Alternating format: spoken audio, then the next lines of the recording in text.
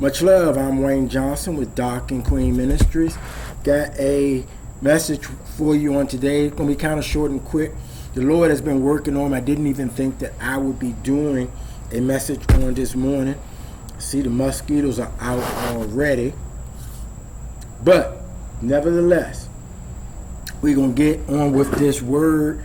I'm going to share what you didn't think, again, that I was going to do anything, but the Lord allowed me to share this with you. The Lord has had me been real busy lately, so I want to make sure I get back on task with that. But let us go to the Lord in prayer. Dear gracious and wonderful Father, we thank you for this beautiful day. Father God, we are and should be in awe of all the things that you do and all the things you will continue to do. Lord, you've created this huge and entire world for your children. Father God, I know me personally, I have fallen short of your glory. I have not done the things that you've called me to do.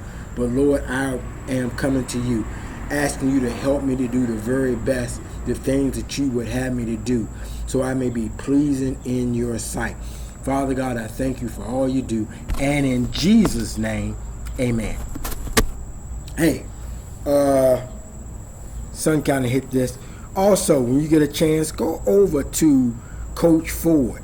Coach Ford has a website on YouTube and giving out some great information. I think that it would definitely help you, serve you, and you will appreciate what Coach Ford is delivering. Now, with that being said, excuse me there.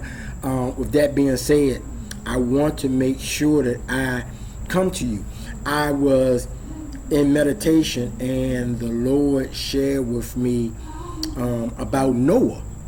And I got to thinking, and the Lord placed on my heart, Noah was one of, and his family were the ones that were saved here on earth. And so with that being said, I was like, well, Noah was mocked.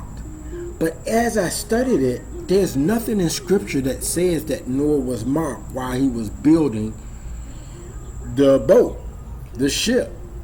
However, we probably can come to realization that he probably was. However, there's nothing in scripture that says that.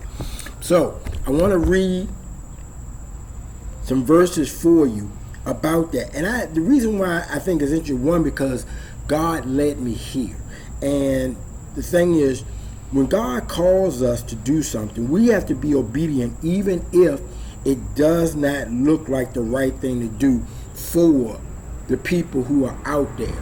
But you need to do it whether you're marked or not, because what God says is going to come is going to come. So we need to be obedient, whether we are marked or not. If God has called us to do something, we are to do it. So I'm going to start in Genesis chapter 6, verse 5.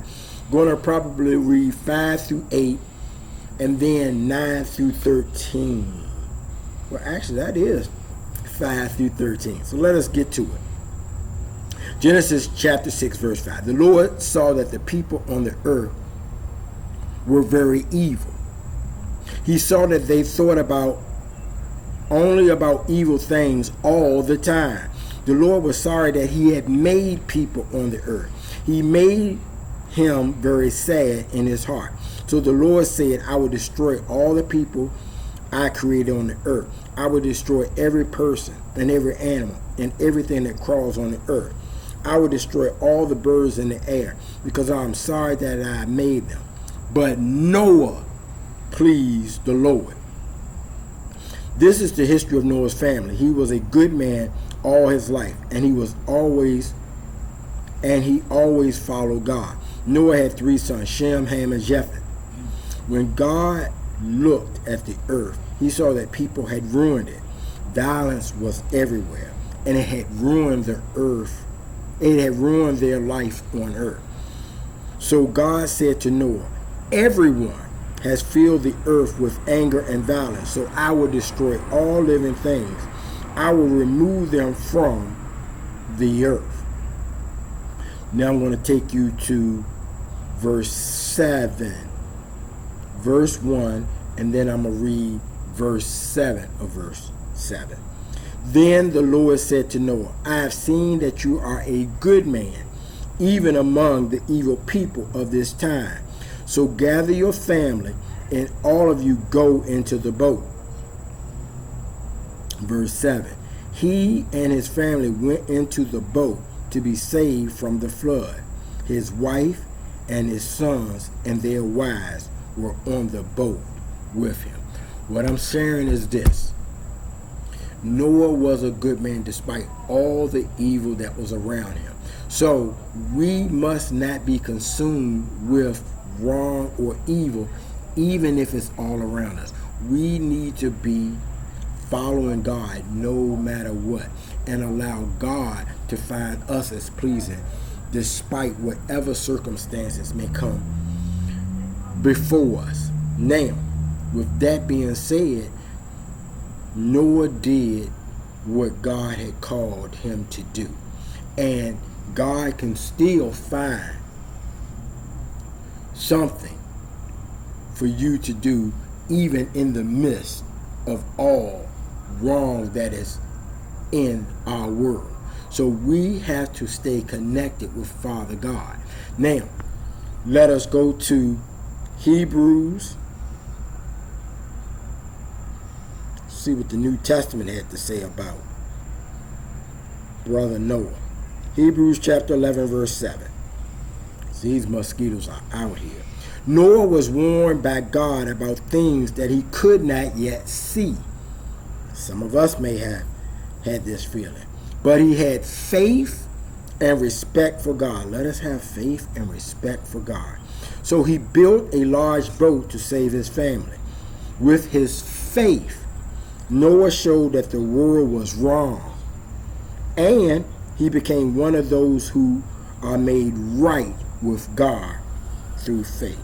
Let us be right with God through our faith. And I'm going to finish up 2 Peter chapter 2, verse 5. And it reads, and God punished the evil people who lived long ago. He brought a flood to the world that was full of people who were against God. But he saved Noah and 7 other people with him. Noah was a man who told people about living right.